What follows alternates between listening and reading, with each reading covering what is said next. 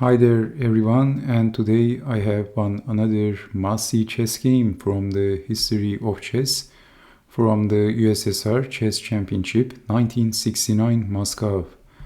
Well, in this chess game we have Vasily Smyslov with the white pieces, the 7th world chess champion, and his opponent was Vladimir Liberzon, a Russian-born Israeli chess grandmaster who also competed in many Soviet chess championships. So this is a must-see game, a very beautiful game. So let's see what happened. Vasily Smyslov,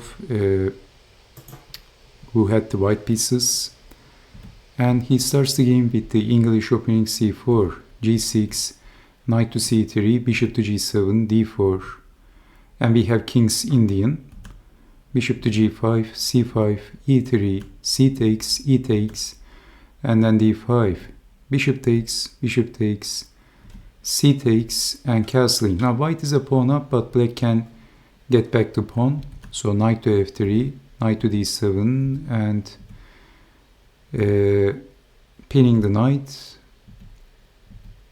centralizing the rooks, bishop takes, queen takes, and finally bishop takes on d4, getting back the pawn, but now placing the rook in the d file, so you can see that this d pawn is quite solid.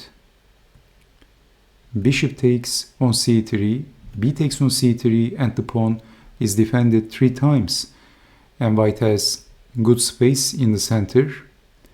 Queen to d6. Why queen to d6?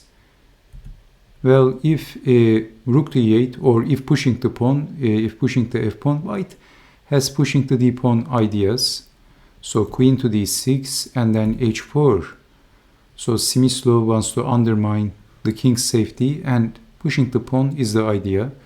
And black is pushing the pawn and closing, lifting the rook up and using the rook as an important attacking asset. King to g7, rook to f4, rook to c7, and then here comes rook to e6, offering the rook, but you can't capture the rook. We have queen to d8. If capturing the rook, then rook takes rook, and the black king is not going to see the light of the day, that's for sure.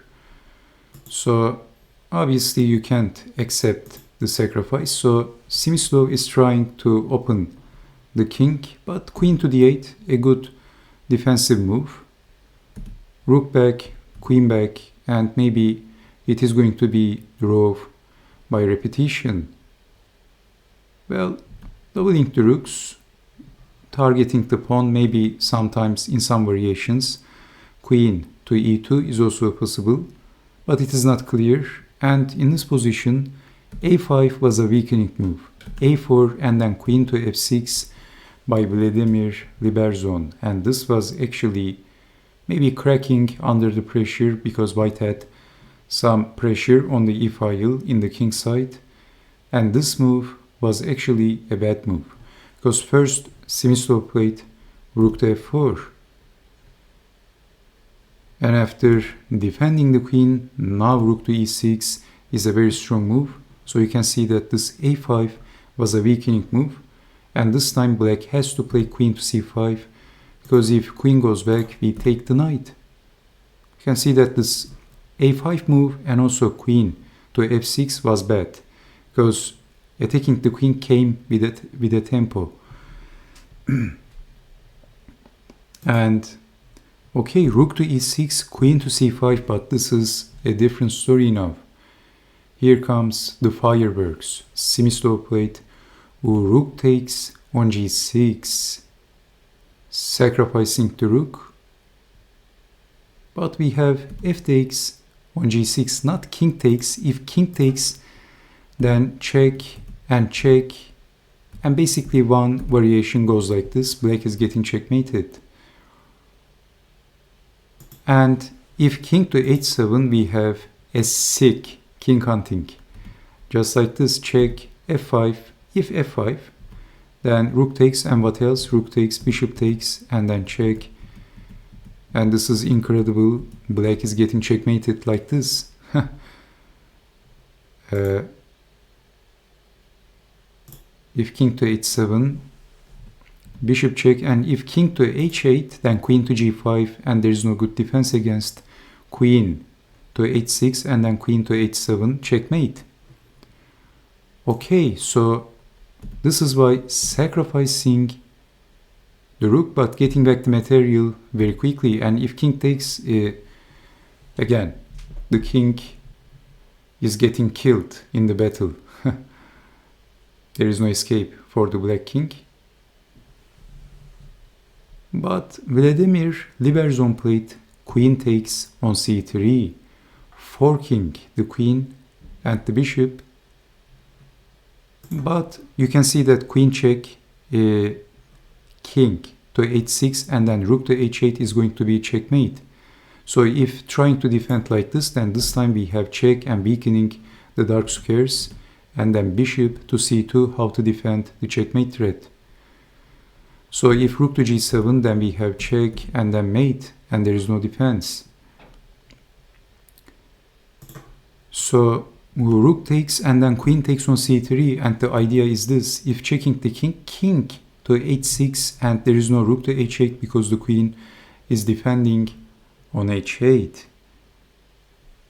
But now also forking the pieces. Brilliant idea by Vasily Smyslov. He wanted the king to be on g8. So forcing the king to go on g8, and then he has a very strong move. So can you see how you can do that actually? If exchanging the bishops, if exchanging the queens, that is not winning obviously for white. So both attacking the bishop with the rook, if queen takes queen, rook takes, and also the rook is also under attack. That's most definitely not a good position for white. So okay, this is what Smyslov played: queen to f7, king to h6, checking the king, and black is playing king to g7 and then rook to f7, and black has to play king to g8. Because if king to h8, then we have check and then checkmate. There is no defense. Obviously, after rook to f7, king to g8 is a must. But why Smyslov wanted this black king to stay on g8? It is white to move and to play a killer move. So if I give you a few seconds, can you guess the next move of Vasily Smyslov? It is very simple.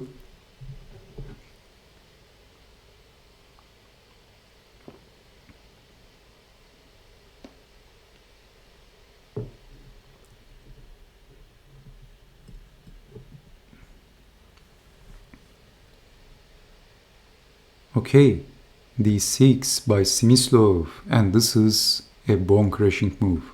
A very simple touch, but this bishop is a pain to deal with. Now unleashing the bishop and threatening discovery attacks, and at the same time attacking the rook, and black can't deal all of them. What is black doing here? We have queen takes on b3, but if capturing the pawn, then we have rook takes rook with check, queen takes queen to f6, and there is no defense. Black king is getting checkmated. So king to g8 and then d6, opening the bishop and at the same time attacking the rook. This position is impossible for black. Black is lost. So we see queen takes on b3 and then rook to f8, king to h7, and then queen to e5. Actually, in here, after d6, actually, black resigned in this position. There is no defense. So let's check out some of the possible continuations. If capturing the bishop, then we have check and then queen to e5. There is no need to capture the rook. Because in here, actually, if immediately capturing the rook, then queen takes rook, but in between check,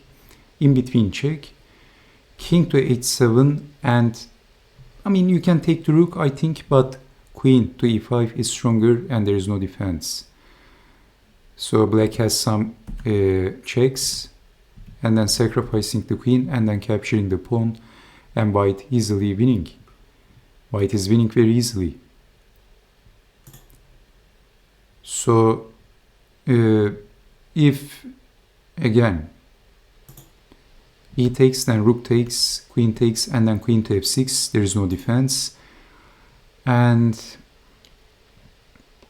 yeah, what else? Rook to f8.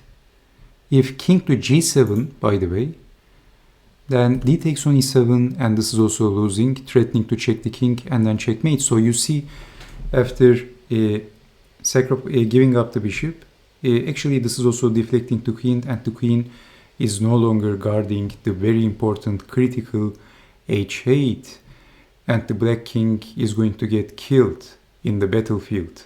There is no defense, the king is going to get checkmated.